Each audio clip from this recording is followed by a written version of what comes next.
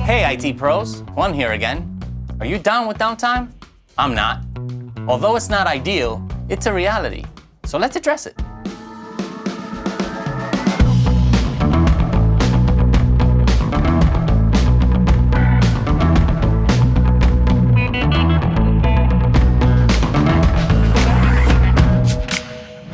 Tim, thanks for joining us today to talk about downtime. Can you tell our IT pros a little bit about yourself? Well, I'm the solution architect for Hewlett-Packard Enterprise Small Medium Business Solutions.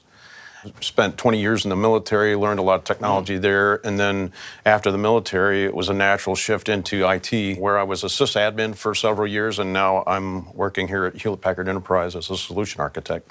So you actually worked in the small business, and then you moved on to helping small businesses. Yes, that's correct.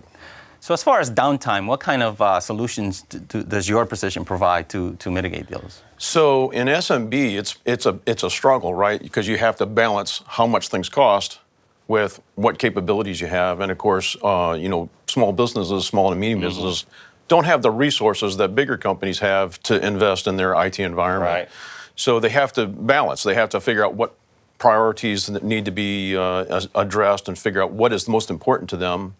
And then consider that from the top down. So they start by looking at, what are some areas that are potential single points of failures, for instance. Sometimes downtime is not avoidable, but you can have good downtime where you take time to take your network down or take parts of your network down in order to do those kinds of maintenance things that help keep it running. We look at small businesses, and the ultimate plan is to grow. So we have to plan for growth all the time. Absolutely. So what are some tips that you could give to help us understand the approach to kind of growth and mitigating some of these single point of failures? Sure. So actually it starts when you're first building your network that you want to plan for growth. So you can't wait till you're growing to start planning. Right. A lot of that has to do with things that don't even involve technology. It involves how you manage your IP addresses, for instance, on your network, or things like that are not necessarily specific to a piece of hardware.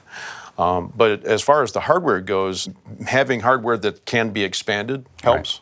So Tim, what are some key reasons why our environment will experience downtime? Well, there's hardware failure. So those things are easily mitigated by making sure you have some redundancy in your systems.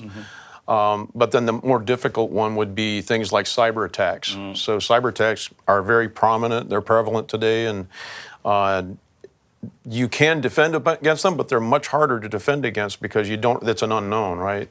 And so getting some extra help in that regard will definitely go a long way towards protecting you and making sure your systems are updated. So spending that quality time with your downtime plan, your planned downtime, then you can help keep your system from being a target for cyber attack. Right. What are some good ideas for preventing single points of failure? Well, single point of failure is, if you have just one thing and it goes down, then you're down. So having duplicate things like that, so for instance, duplicate switches, duplicate servers, those kinds of things can help prevent a single point of failure. Within each of those pieces of equipment, there's actually usually some redundancy built in, such as many items in the IT environment will have redundant power supplies. They'll have redundant disk drives for being able to, recover if one disk drive dies, another one's keep going so it keeps the server running while you replace that disk drive. Many of them are actually hot swappable. So if you were to leave us with something today to help us mitigate any future downtime, what would that tip be?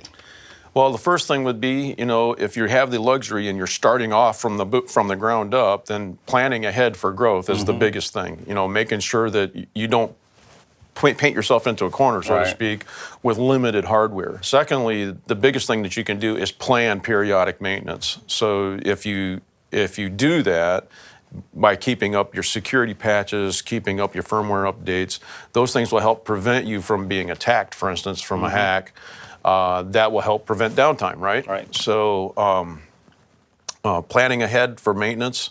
And then I guess finally really is when you are able to, you need to expand into thinking about redundant systems so that you have one system take over when the other system fails. Well, you heard it from the expert. Big thanks to Tim for stopping by today. Now, Tim, go take your downtime. Yes, sir.